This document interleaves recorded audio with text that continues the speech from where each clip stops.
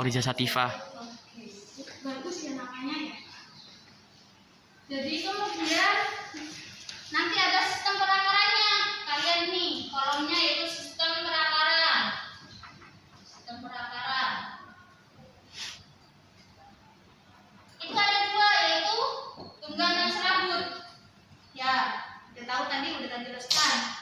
Kemudian nanti ada jenis perakaran.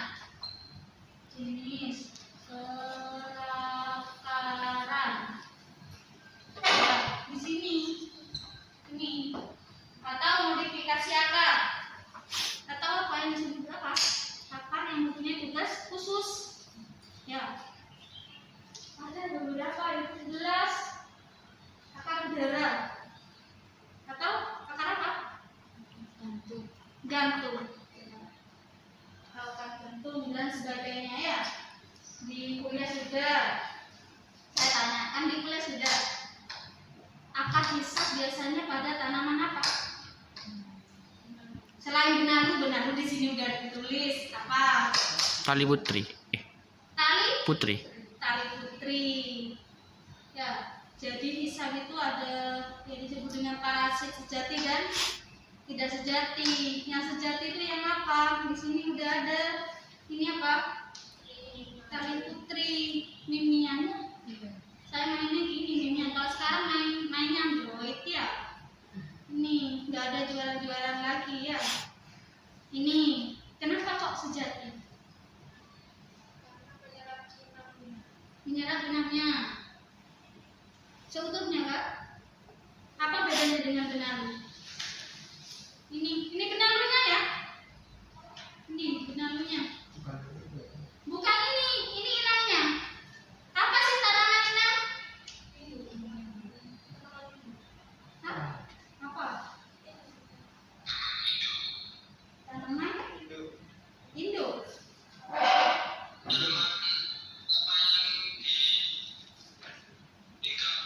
Ya, dihinggapi. Bolehlah. Ya, dihinggapi. Jadi ini yang benalunya, ini tanaman pokoknya ya. Atau inangnya tadi. Jadi ini akarnya menusuk ke sini. Ya. Beda sama ini. Ini kan punya ini daunnya. Daun buat apa? Mengandung klorofil ya. Ini nggak punya ya. Ini kenapa sejati? Karena ini nggak punya dapurnya, nggak punya bahannya, dimasak, dimakan, jadi ambil ke inangnya. Biasanya ini dibakar-bakar ya. Ini yang disebut dengan parasit sejati. Yang namanya putri berarti parasit ya? Enggak ya? Jangan tegang, ini kok tegang yang di sini? Ya, tegang yang di sini ya. Nggak nyambung kayaknya. Sudah tahu tugasnya kan? Santai aja deh, nggak usah tegang. Saya kok merasa kayak tegang gimana? Santai ya. Siang-siang paling. Siang ya, terus nyasar ya dia. Gimana nyasar? Pakainya juga salah. Itu untuk modifikasi akar. Kemudian yang keempat, keterangan gambar. Keterangan gambar dari sini. Ya, misalkan yang mana sih ujung akar nanti dijelaskan ya. Ini yang tadi yang serabut. Ini ya, contohnya yang serabut ya. Beda ya sama yang tunggang. Tunggang ini ya, kayak misalkan ini. Ini kan biasanya ada rambut-rambut akarnya ya. Itu nanti dijelaskan di keterangan gambar. Jadi misalkan di sini ujung akarnya yang mana dikasih panah A. Itu ya, paham ya. Itu tugasnya. Yang di rumah itu tugasnya ya. Ini tambah.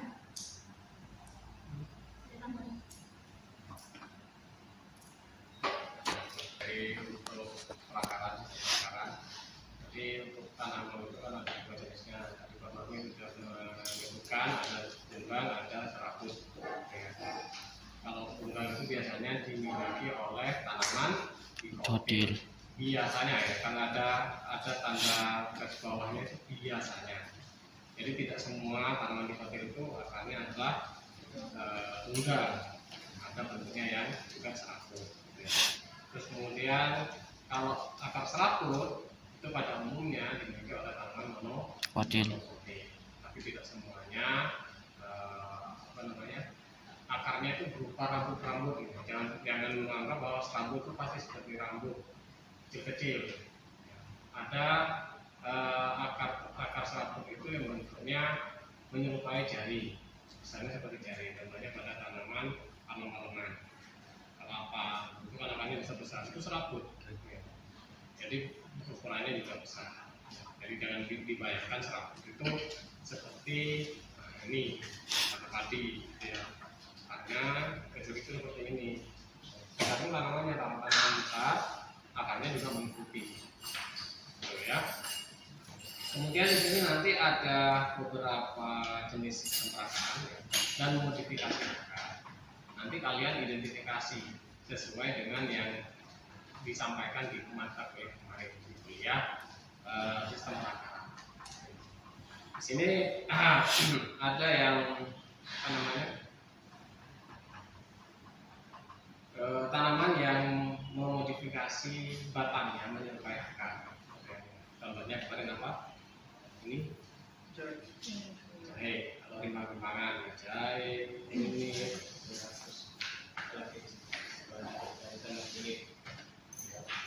jahe kunyit. Nah sebenarnya ini bukan akar, ini adalah Batang. Yang disebut dengan Iso.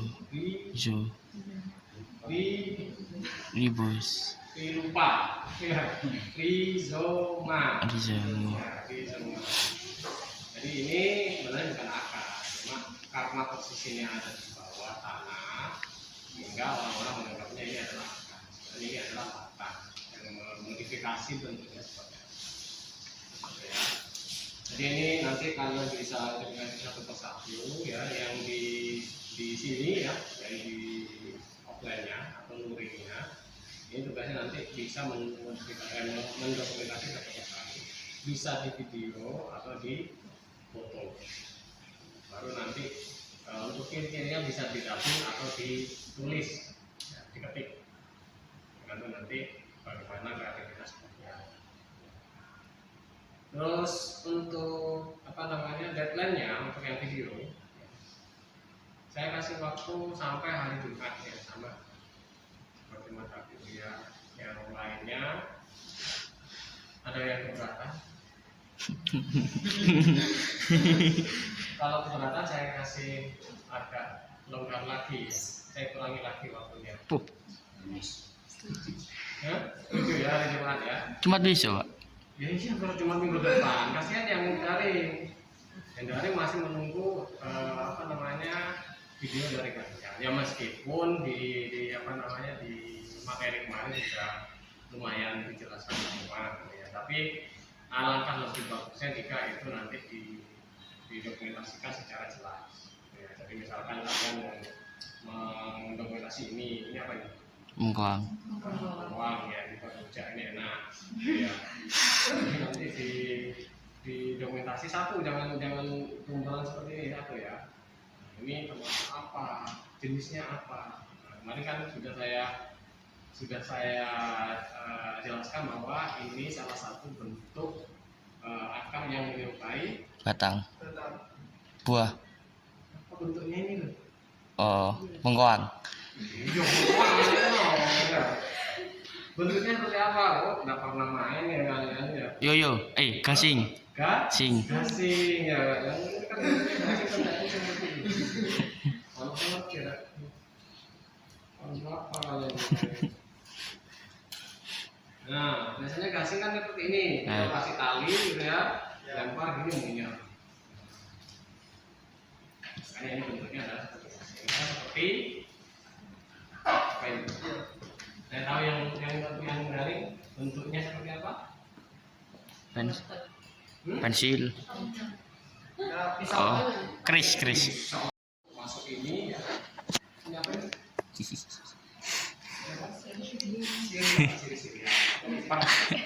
Enggak kasih tahu. Jadi akarnya itu berupa akar Tunggang. Oh. Akar gentung. Perekat. Oh? Perekat. Perekat. misalkan di sini ada akar yang melekat pada media, dia melekat. Nanti dokumentasinya lebih jelas ya. Ya, dari satu persatu banyak tanamannya di sini. Kalau misalkan kurang masih ada di sana. Di sana ada pisang, ya, ada pisang. Terus kemudian padi sudah saya taruh di sini tadi. Jadi semuanya harus didokumentasikan. Ya, nanti kalau misalkan ada kurang paham terkait dengan ciri-cirinya atau namanya apa, bisa ditanyakan ke siapa saya. Ya. Jadi nanti tugasnya dari 10 orang ini mendokumentasikan satu persatu agar cepat selesai. Jangan menunggu satu video yang lain enggak, dibagi. Ya, dibagi. Misalkan sini ada 10 tanaman, berarti satu-satu gitu ya. Jadi teamwork. Paham ya? Paham. Jangan pasif. Kalian di sini itu menjadi tumpuan dari yang daring. Harapannya nanti yang diperoleh dari luring ini bisa tersampaikan dengan baik. Itu ya. Nah, sekaligus saya mengingatkan untuk dokumentasi yang kemarin biokimia. Sesi 2 ya. Iya. Masih dalam sama sekarang. Saya tunggu ya, kalau misalkan nggak terupload, susah terupload, bisa nanti diserahkan saya terus. Coba cek daripada terlalu berat, terlalu banyak. Kapasitasnya berapa lagi? Nggak tahu Pak, ada 10 video. Wah, 10 video, kok banyak? Penjelasannya yang kemarin juga sendiri-sendiri. Oh, nggak dikompilasi dari satu video? Yang dikompilasi itu yang pengukuran standar, pengembangan, sama yang Tanaman kentang memiliki sistem perakaran tunggang dan serabut. Akar tunggang dapat menembus tanah sampai kedalaman 45 cm, sedangkan akar serabut umumnya tumbuh menyebar ke arah samping dan menembus tanah dangkal. Kentang memiliki akar serabut dengan perjabangan halus, agak dangkal, dan akar adventif yang menyebar. Tanaman yang tumbuh dari biji membentuk akar tunggang ramping dengan akar lateral yang banyak. Fungsi dari akar ini yaitu untuk menyokong dan memperkokoh berdirinya tumbuhan di tempat hidupnya dan juga untuk menyerap air serta unsur hara dalam tanah. Bawang putih memiliki sistem perakaran akar serabut. Akar bawang putih terbentuk di pangkal bawang batang atau diskus. Di atas diskus terdapat akar semu yang dapat berubah bentuk dan fungsinya sebagai tempat penyimpanan cadangan atau disebut umbi. Tanaman beringin memiliki nama latin Ficus benjamin. Akar utama beringin adalah akar tunggang. Beringin juga memiliki akar gantung yang tumbuh dari percabangannya yang berfungsi untuk respirasi atau pernafasan. Akar gantung ini tumbuh ke bawah dan masuk ke dalam tanah untuk menyerap nutrisi dan juga air. Tanaman lada sebenarnya memiliki akar tunggang, akan tetapi akar jenis ini tidak ditemukan pada tanaman lada pada saat ini. Hal ini karena perbanyakan lada dilaksanakan dengan setek sehingga yang ada hanya akar lateral. Akar dibentuk pada buku-buku setiap ruas batang, pokok, dan cabang. Berdasarkan fungsinya, tanaman lada ini memiliki dua macam akar. Pertama, akar lateral yang berada di bawah permukaan dan berfungsi untuk menyerap unsur hara. Kedua, akar lekat yang terdapat pada buku-buku sulur panjat dan berfungsi untuk melekatkan tanaman pada penegak. Jenis akar tali putri adalah Haustorium adventif. Tali putri mendapat nutrisi dari tanaman inangnya. Tali putri berkecambah di atau dekat tanah dan jika dalam waktu 5-10 hari tidak menemukan inang, tanaman ini akan mati.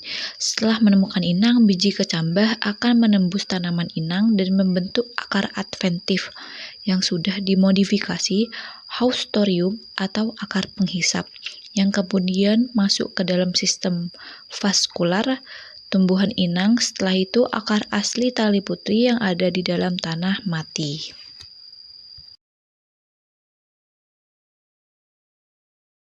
Morfologi akar singkong. Akar singkong jenis akar serabut memiliki cabang membesar dan disebut umbi.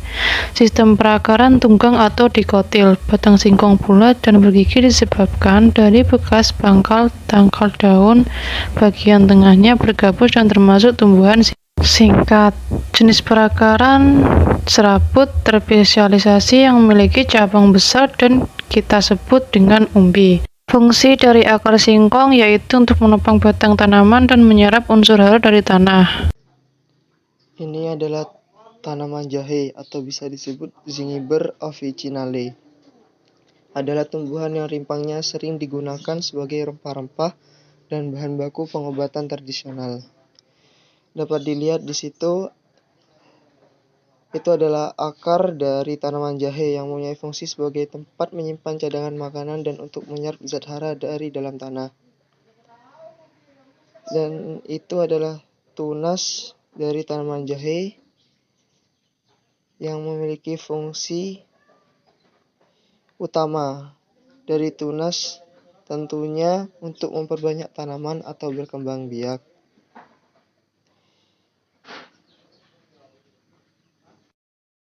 Ini adalah sejenis tanaman wortel. Akar tanaman wortel termasuk sistem perakaran tunggang dan serabut. Akar tunggang akan mengalami perubahan bentuk dan fungsi menjadi tempat penyimpanan cadangan makanan. Akar serabut menempel pada akar tunggang yang telah membesar, tumbuh menyamping, berwarna kekuning-kuningan. Fungsinya adalah menyerap zat-zat hara dan air diperlukan tanaman untuk melangsungkan proses fotosintesis serta memperkokoh berdirinya tanaman. Morfologi akar ubi jalar. Ubi jalar ini memiliki nama latin Ipopomea batatas Elsin. Dalam morfologi akar ubi jalar ini memiliki sistem perakaran akar serabut dan jenis perakaran termasuk jenis umbi batang. Fungsi akar pada ubi jalar ini adalah menyerap hara di dalam tanah. Bisa kita lihat pada gambar tersebut dengan keterangan yaitu A. Batang, bagian batang, karena ubi jalar ini termasuk jenis perakaran umbi batang, sehingga menyimpan cadangan makanan pada batang. Yang kedua yaitu B. Mata tunas, yang dimana nantinya akan sebagai tumbuhnya tanaman baru. Yang ketiga yaitu C adalah akar. Akar serabut ini sebagai penyerap hara di dalam tanah. Kunyit memiliki sistem perakaran serabut. Akar serabut pada kunyit berwarna coklat muda. Akar pada kunyit bertipe kecil-kecil seperti benang, tampak terdapat rimpang, yang kemudian terdapat rambut-rambut akar yang berada pada keseluruhan rimpang tersebut.